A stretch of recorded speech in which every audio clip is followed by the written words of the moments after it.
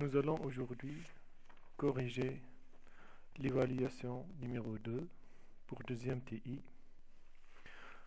On va commencer par créer un dossier portant votre nom et prénom sur le bureau. On va ouvrir ce dossier dans Visual Studio Code. Je vais ouvrir directement Visual Studio Code. File New Open Folder. Je crée un dossier qui porte mon nom. Je sélectionne le dossier.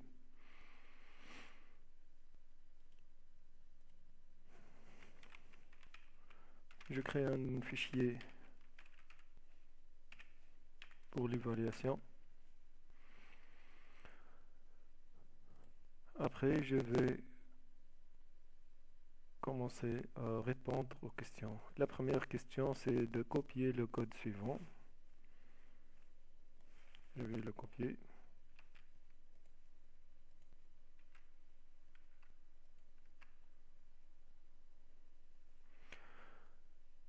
Et puis,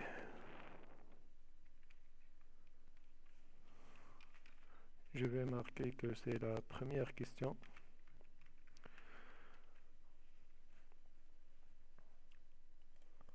Dans la deuxième question, on demande d'exécuter le programme plusieurs fois, puis d'indiquer qu'est-ce qu'il fait. C'est ce que je vais faire. Je vais exécuter le programme plusieurs fois.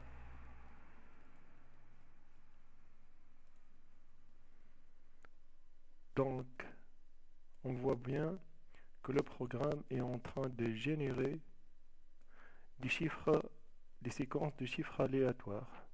Donc, la réponse à la deuxième question, le programme génère des séquences de 10 chiffres aléatoires.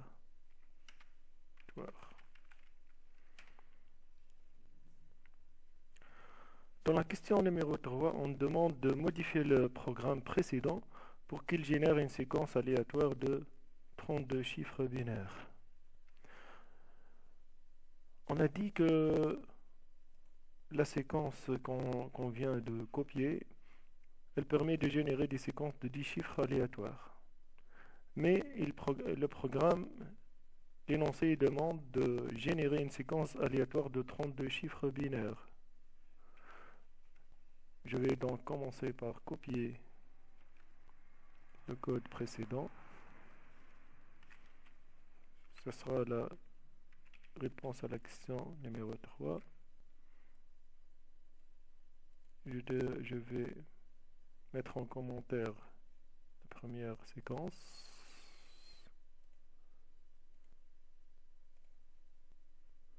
Et je vais modifier, au lieu de 10 chiffres, j'ai besoin de 32.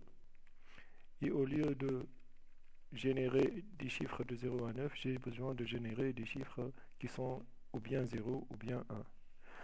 Il me reste que à tester. Je vais tester.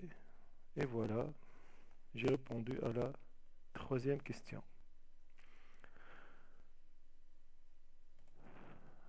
On continue à répondre. Un ingénieur veut étudier les vibrations mécaniques d'une machine dans une usine. Pour cela, il utilise un détecteur de vibrations. Ce dispositif fonctionne comme suit. Les vibrations importantes sont représentées par des zéros. Donc les vibrations sont représentées par des zéros. Et les vibrations normales sont représentées par des 1. Le capteur effectue une mesure toutes les 10 millisecondes et l'ingénieur est libre de faire des mesures pendant le temps qu'il souhaite. La question c'est, le programme précédent effectue 32 mesures. On demande de le modifier afin que l'ingénieur soit capable de saisir le nombre de mesures souhaitées. Dans la troisième question, on génère des séquences de 32 chiffres. On veut que l'ingénieur donne ou bien il saisit le nombre de chiffres ou bien la longueur de la séquence mesurée. Donc, la réponse à la quatrième question,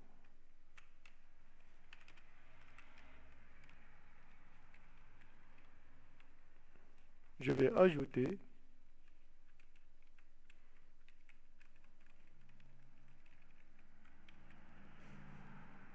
la saisie de nombre de mesures. Le nombre de mesures égale à input, donner le nombre de mesures. Et je ne dois pas oublier de modifier au lieu de 32, je vais mettre un M. Je teste. Donner le nombre de mesures, j'ai besoin par exemple de 15 mesures. Et le programme, il m'affiche 15 mesures. Cinquième question. Copiez le code suivant à la suite de votre programme. Je vais copier ce code. C'est la question numéro 5.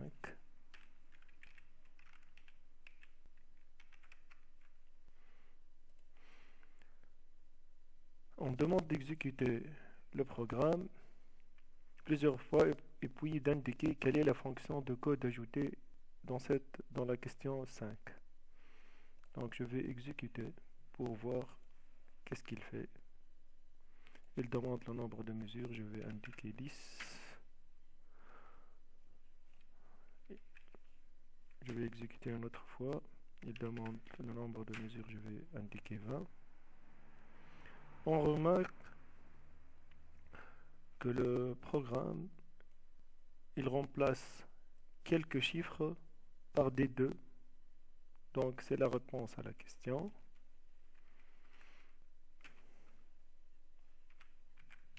Question 6.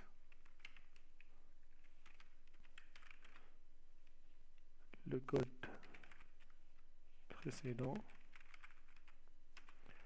remplace aléatoirement quelques chiffres de la séquence par le chiffre 2.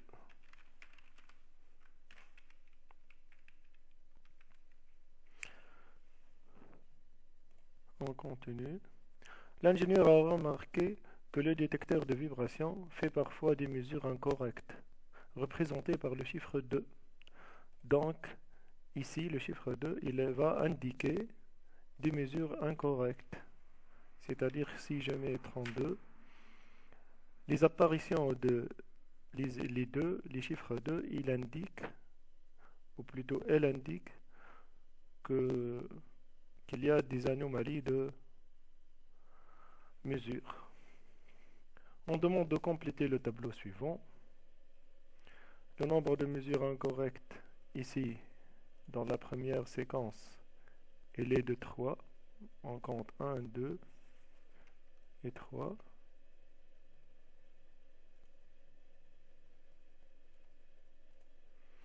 Ici, je vais compter le nombre de séquences. Il y a 1, 2, 3, 4, 5, 6, 7 et 8. Donc il y a 8 mesures incorrectes. Dans celle-ci, il y a 1, 2, 3, 4 et 5 mesures incorrectes. J'ai répondu à la 7e question. Je vais répondre maintenant à la 8e question. On demande d'ajouter le code qui permet de supprimer les mesures incorrectes, c'est-à-dire il va supprimer les chiffres 2. Ne pas oublier de mettre à jour les variables séquence et nm. Donc la séquence, elle contient les chiffres 0, 1 et 2. Et nm, elle contient le nombre de chiffres dans la séquence. C'est le nombre de mesures. Je vais donc supprimer, donc je dois ajouter une autre variable que je vais initialiser à chaîne vide. Je vais utiliser le compteur i pour parcourir toutes les mesures.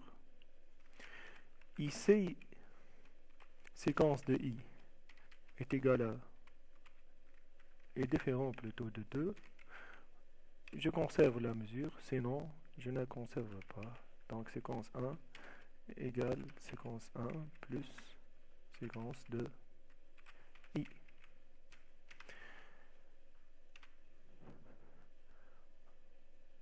Dans l'énoncé, on dit de ne pas oublier de mettre à jour les variables à séquence et nm.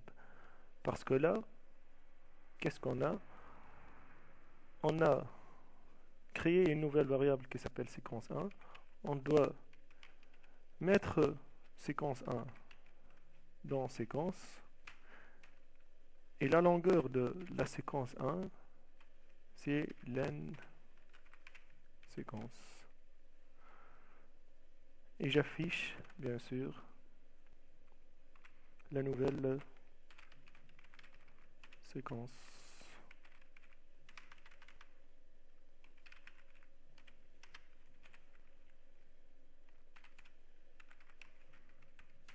Et la longueur de la nouvelle séquence.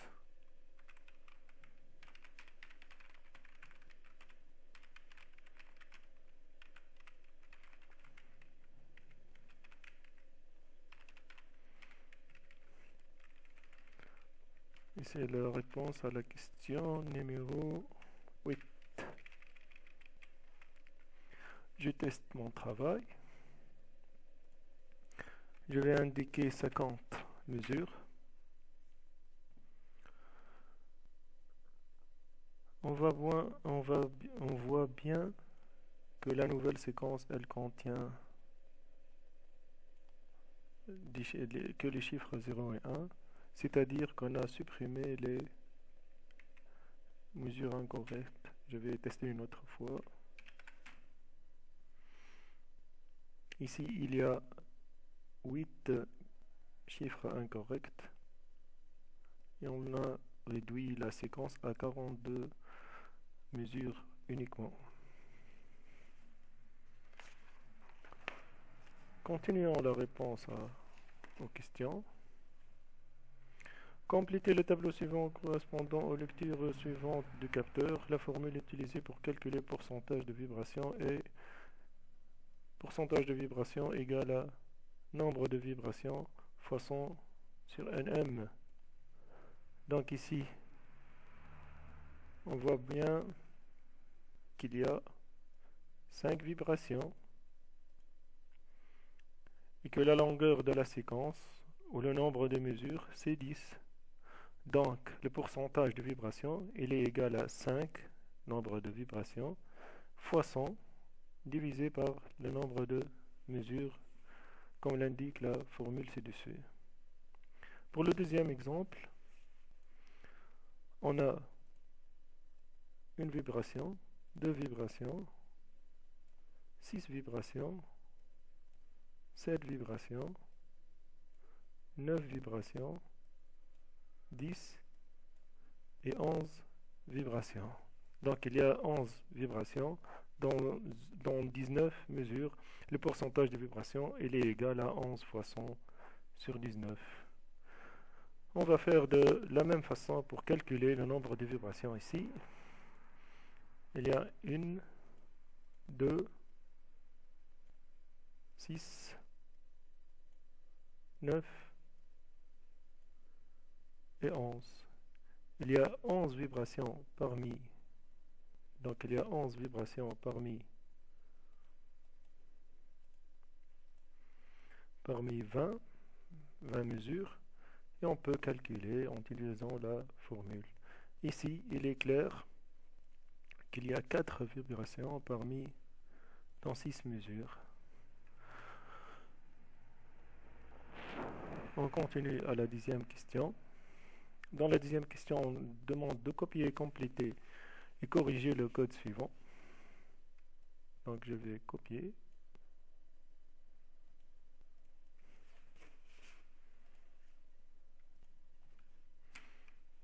C'est la question 10.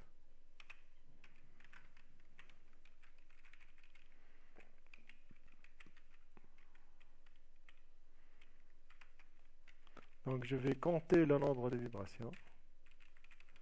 For i in range nm, nombre de mesures. If séquence de i égale à 0, c'est qu'il y a une vibration.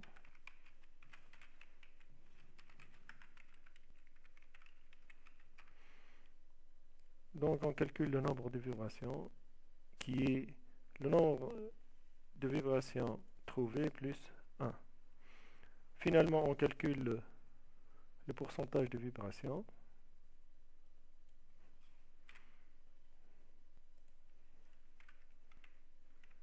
Le print il est incorrect aussi.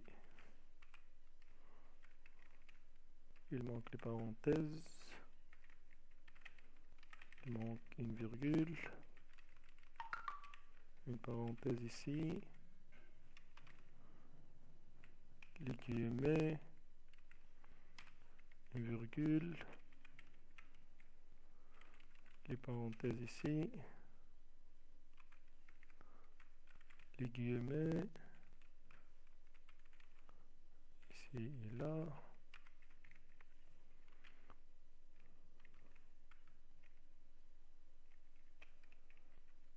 Et voilà. Je dois tester mon travail. Je vais faire 50 mesures. Et je vois que ça ne marche pas. Ça n'a pas marché puisque la séquence elle contient des caractères, donc je dois comparer avec le 0 comme étant un caractère. Je teste une autre fois. Très bien. On voit que ça marche.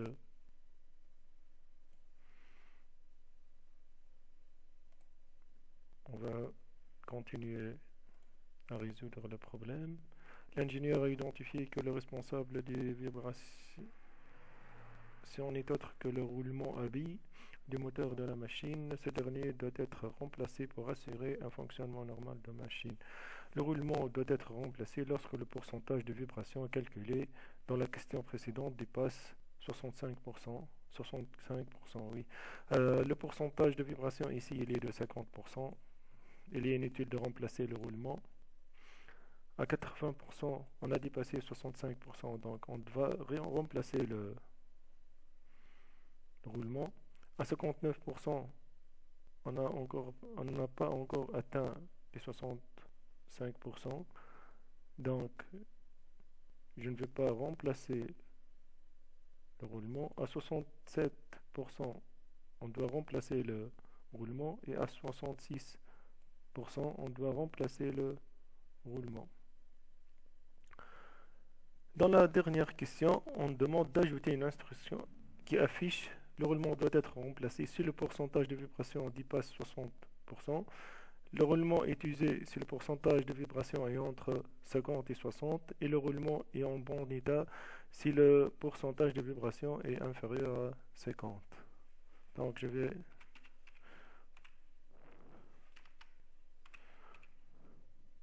répondre à la 12e question. Si le pourcentage de vibration est supérieur ou égal à 60, c'est que le roulement doit être remplacé.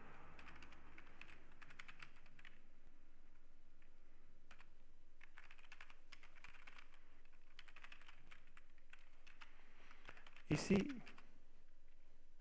le pourcentage de vibration il est entre 50 et 60, c'est que le roulement est usé.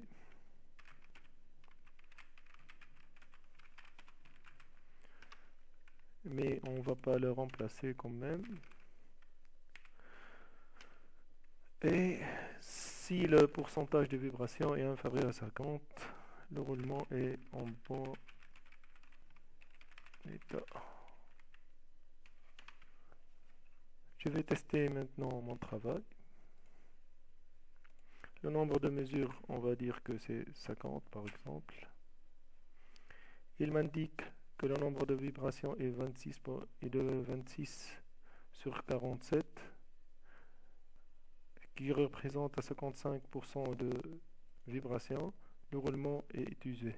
Je vais tester une autre fois. Je vais indiquer d'autres valeurs. Le roulement ici est usé. Je vais tester une autre valeur.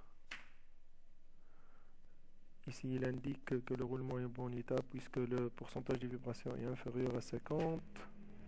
Je teste une autre fois. Le roulement est en bon état. Je teste une autre fois. Le roulement est usé.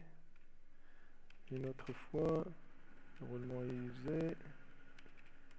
Une autre fois. Il m'indique toujours le roulement est usé. Voilà, maintenant il indique que le roulement est remplacé parce que le pourcentage de vibration il a dépassé 62%. Et j'ai terminé maintenant la correction de ce devoir. Bon travail et merci pour votre attention.